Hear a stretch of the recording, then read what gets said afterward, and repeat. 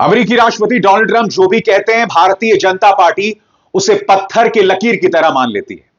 और अब उनके दो बयानात सामने उभर कर आए हैं जो भारतीय जनता पार्टी को शर्मिंदा करने के लिए काफी हैं। पहली बात, 21 मिलियन यूएस डॉलर्स यानी 182 करोड़ रुपए बकौल डोनाल्ड ट्रंप उनके दोस्त प्रधानमंत्री नरेंद्र मोदी को गए। यह उनका बयानात है। यह है ताजा बयान डोनाल्ड ट्रंप का। दोस्तों याद कीजिए, इसी मंच पर मैंने आपको बताया था कि जिस 21 मिलियन यूएस डॉलर्स की बात डोनाल्ड ट्रंप ने की थी, इंडियन एक्सप्रेस ने अपने पड़ताल में पाया दरअसल यह पैसा ढाका यानी बांग्लादेश को गया था। अब डोनाल्ड ट्रंप के ताजा बयान में वो ये कह रहे हैं कि यह पैसा प्रधानमंत्री नरेंद्र मोदी को गया। उसकी हम चर्चा करेंगे और उसकी बहुत गंभीर चर्चा करने की जरूरत है।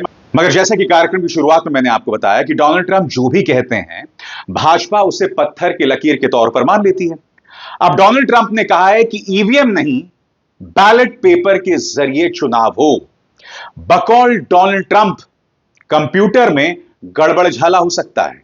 उन्होंने यह भी बताया कि उनके एक चचा हैं और उनके चचा ने उन्हें बताया कि वोटिंग दरअसल ईवीएम के जरिए नहीं, बैलेट पेपर के जरिए होनी चाहिए, क्योंकि बैलेट पेपर के जरिए गड़बड़झाला हैंकी पैंकी नहीं हो सकता। उन्होंने आगे यह भी कहा कि सबसे तेजी से भी बैलेट पेपर के जरिए काउंटिंग हो सकती है। सुनिए डोनाल्ड ट्रंप कह क्या रहे हैं, और वो जो कह रहे हैं उसका हिंदी में अनुवाद मैं आपको लगातार नीचे दिखाता रहूंगा। सुनिए वो क्या कह रहे हैं। I did ask Elon because he knows more about computers than anybody. And I said, what do you think of the voting system? He said, computers are not meant for voting. It's just not it's too many transactions taking place too quickly. It's just not, he said, honestly, and I've gone to the best people, the smartest computer minds from MIT, from others. My uncle was a professor for 41 years at MIT. And a brilliant guy, and I got to know a lot of the people up there, and they will tell you that the most secure way that you can secure the election, and probably the fastest way, because there can be very little hanky-panky, is paper ballots. Can you believe? अब Bharatiya Janata party क्या कहना चाहेगी? क्योंकि जब अखिलेश यादव कहते हैं कि भाई चुनाव बैलेट पेपर के जरिए होना चाहिए, जब तेजस्वी यादव कहते हैं चुनाव बैलेट पेपर के जरिए होना चाहिए, जब राहुल गांधी ने ईवीएम पर सवाल उठाए, तब क्या हो रहा था?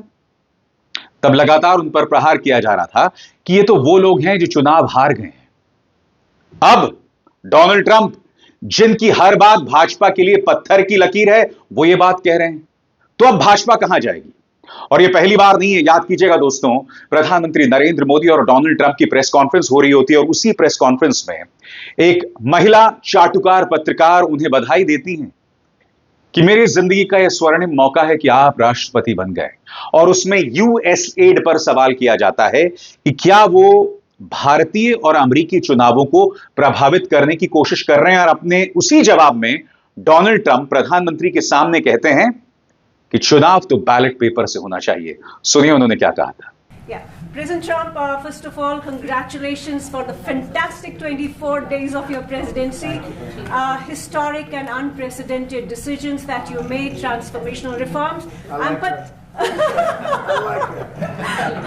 I'm particularly impressed by the expose on USAID. And I would like you to share with us if you think USAID had a role in election interference in the US in 2020 and Indian elections in 2024. So it could have had a role. There were a lot of bad things that happened in 2020. I think bad things happened in 2024, but it was too big to rig. We won by a tremendous margin.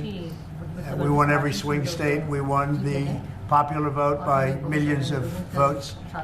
So it was too big to rig. But yeah, I think they probably tried. We're looking to go to a system now much different, where one-day voting, voter ID, and we have to do that. And paper ballots. We want paper ballots. और सबसे बड़ी बात, आज ये मुद्दा मैं आपके सामने इसलिए उठा रहा हूं कि ट्रंप के सबसे वफादार, सबसे करीबी इलॉन मस्क इससे पहले कह चुके हैं कि ईवीएम को हैक किया जा सकता है। ये किसी और के शब्द नहीं है दोस्तों, इलॉन मस्क के शब्द हैं। वो इलॉन मस्क जिनके साथ प्रधानमंत्री नरेंद्र मोदी का पूरा विदेश मंत्रालय, राष्ट्रीय सुरक्षा सलाहकार मुलाकात करता है और इलॉन मस्क अपने 3 बच्चों और बीवी के साथ यह मुलाकात करते हैं। यानी कि एक तरफ प्रधानमंत्री नरेंद्र मोदी की पूरी आधिकारिक बारात, यानी कि विदेश मंत्रालय के अधिकारी, राष्ट्रीय सुरक्षा सलाहकार, और दूसरी तरफ इलॉन मस्क के 3 बच्चे और उनकी पत्नी।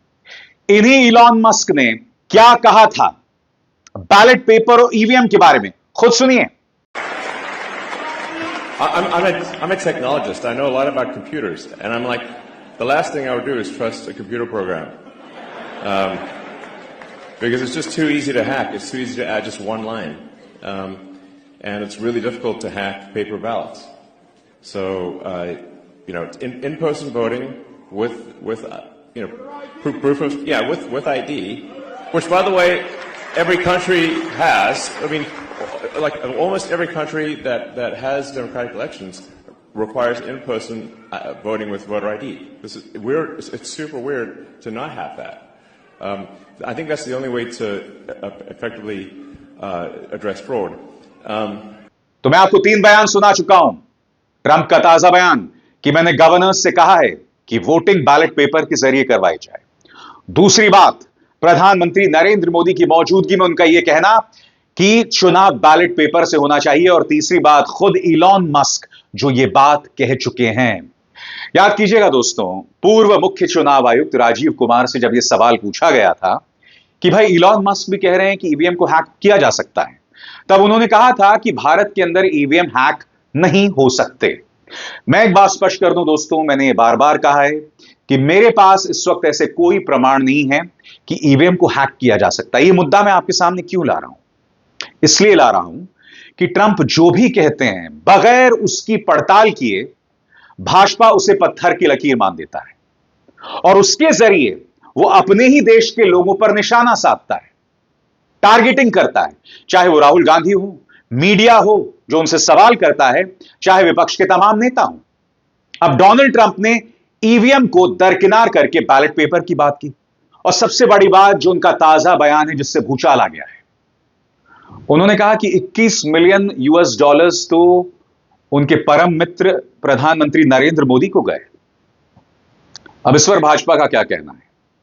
कल इंडियन एक्सप्रेस की पड़ताल के बाद कि दरअसल वो 21 मिलियन यूएस डॉलर्स बांग्लादेश को गए थे और ऐसा कोई भी ट्रांजैक्शन भारत में नहीं आया है, तब इसके जवाब में भाजपा ने जो प्रेस कॉन्फ्रेंस किया था, इस मुद्दे का सीधा जवाब नहीं दिया। और अब सुनिए डोनाल्ड ट्रंप कह क्या रहे हैं, प्रधानमंत्री का नाम ले रहे हैं।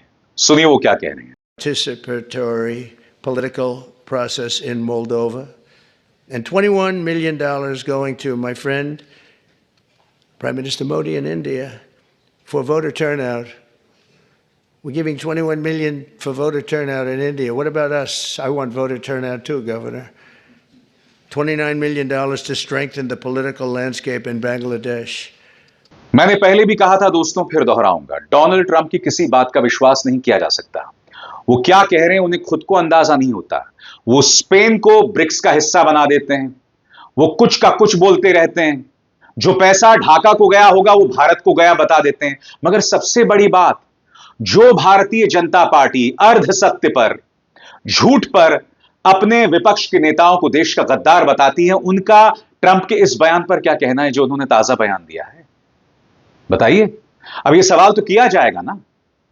याद कीजिएगा दोस्तों, इसी मंच पर मैंने आपको बताया था कि किस तरह से इंडियन एक्सप्रेस की पड़ताल में पाया गया था 21 मिलियन यूएस डॉलर्स जो है वो भारत को नहीं गया है। यह पैसा जो है वो गया है बांग्लादेश को। यही नहीं, बांग्लादेश के अंदर जो यूएसएड के अधिकारी हैं उन्होंने भी इस बात की तस्दीक की थी। सबसे बड़ी बात, क्या यह ड्रामा, यह विवाद यह नहीं बताता कि भारतीय अधिकारियों को, भारतीय जांच एजेंसीज को देश के अंदर और बाहर क्या चल रहा है कुछ नहीं पता। जब आप यह आरोप लगा रहे हैं कि 21 मिलियन यूएस डॉलर्स भारत आया, तो इसकी पूरी जानकारी भारत को होनी चाहिए। अब तक इन्होंने कोई दस्तावेज पेश नहीं किया है, बिल्कुल उसी तरह से जैसे अब तक इन्होंने इस बात का प्रमाण पेश नहीं किया है कि राहुल गांधी ने भारतीय जनता पार्टी के सांसदों को संसद के अंदर धक्का मारा था, जिसको लेकर कितना ड्रामा किया था। याद है उड़ीसा के सांसद के माथे पर पट्टी बंध गई थी, फिर वो पट्टी उतर गई थी। पूरा गोदी मीडिया राहुल गांधी पर निशाना साध रहा था, उन्हें गुंडा तक बताया जा रहा था, मगर कोई सबूत नहीं। यह तमाम ड्रामा हुआ था आपके सामने। और अब मैं फिर कह रहा हूं, 21 मिलियन यूएस डॉलर्स किसको गए, आप इंडियन एक्सप्रेस पर भी एतबार मत कीजिए। डोनाल्ड ट्रंप ने भी जो अभी अभी कहा कि यह पैसा प्रधानमंत्री नरेंद्र मोदी को गया, इस पर भी एतबार मत कीजिए। मैं जांच एजेंसी से कह रहा हूं कि सबूत तो पेश कीजिए, बताइए। और देश की जनता से अपील, 21 मिलियन यूएस डॉलर्स को लेकर कोई सबूत नहीं है, कोई मनी ट्रेल नहीं है। आप इस बात को क्यों नहीं समझते कि आपको मूर्ख बनाया जा रहा है? इनका मकसद सिर्फ यह है कि विपक्ष को बदनाम किया जाए, विपक्ष को टारगेट किया जाए। याद कीजिएगा दोस्तों, जैसे ही डोनाल्ड ट्रंप का बयान आया था, किस तरह की प्रोग्रामिंग गोदी मीडिया कर रहा था, किस तरह से निशाना साध रहा। रजत शर्मा इस पर लेख भी लिखते हैं। यह बात अलग है कि इंडियन एक्सप्रेस की जब पड़ताल आती है एक एक तर्क पर, एक एक तथ्य पर, तब इनको सांप सूंघ जाता है, तब ये लोग कुछ नहीं कहते हैं। और अब तो प्रधानमंत्री का नाम ले लिया गया ना। फिर से सुनिए उन्होंने क्या कहा। मेरे दोस्त प्रधानमंत्री नरेंद्र मोदी को 21 मिलियन यूएस डॉलर्स गया। अब क्या कहना चाहेंगे आप? सुनिए फिर से। Participatory political process in Moldova, and $21 million going to my friend Prime Minister Modi in India for voter turnout. We're giving 21 million for voter turnout in India. What about us? I want voter turnout too, Governor. $29 million to strengthen the political landscape in Bangladesh. अब क्या गोदी media इस पर debate करेगा? बताइए। George Soros के साथ राहुल गांधी का क्या संबंध है, नहीं है, इस पर लगातार झूठ बोला जाता है। पत्रकार के चीन के साथ संबंध है, नहीं है, इस पर लगातार झूठ बोला जाता है। यहां पर तो डोनाल्ड ट्रंप कह रहे हैं कि उन्होंने अपने परम मित्र मोदी को पैसे दिए, यूएस एड ने वो पैसे दिए 21 मिलियन यूएस डॉलर्स, और ये पैसा जो है हमारे यहां वोटर टर्नआउट के लिए क्यों नहीं इस्तेमाल किया जाता? ये तमाम सवालात हैं जिससे नहीं बचा जा सकता। और अगर इस सरकार की एजेंसीज उस मनी ट्रेल को नहीं पेश कर पा रही, इनकम टैक्स, ईडी, तमाम एजेंसीज अगर ये मनी ट्रेल पेश नहीं कर पा रही, तो माफ कीजिएगा, आपसे ज्यादा नाकारा कोई नहीं है। इस प्रोपेगेंडा को बंद कीजिए और मुद्दों पर आइए। कल गौरव भाटिया ने प्रेस कॉन्फ्रेंस किया। सोनिया गांधी और राहुल गांधी पर हमला बोलने के लिए यह व्यक्ति अश्लील बातें करने लगा, राहुल गांधी के साथ तू तड़ाक करने लगा। जॉर्ज सोरोस और गांधी का नाम जोड़कर एक निहायत ही अश्लील एब्रिविएशन बनाया इसने, एक अश्लील शब्द का एक तरह से सृजन किया।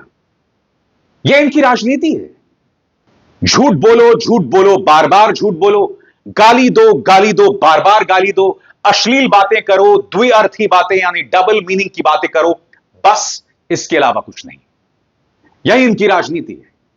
मैं फिर आपसे पूछना चाहता हूं, मैं अगर इस उग्र अंदाज में आपसे बात कर रहा हूं तो इसलिए कर रहा हूं क्योंकि मैं आपको झकझोर देना चाहता हूं, मैं आपकी अंतरात्मा को जगाना चाहता हूं जो पूरी तरह से सो चुकी है। मैंने आज आपके सामने दो बड़े तथ्य रखे।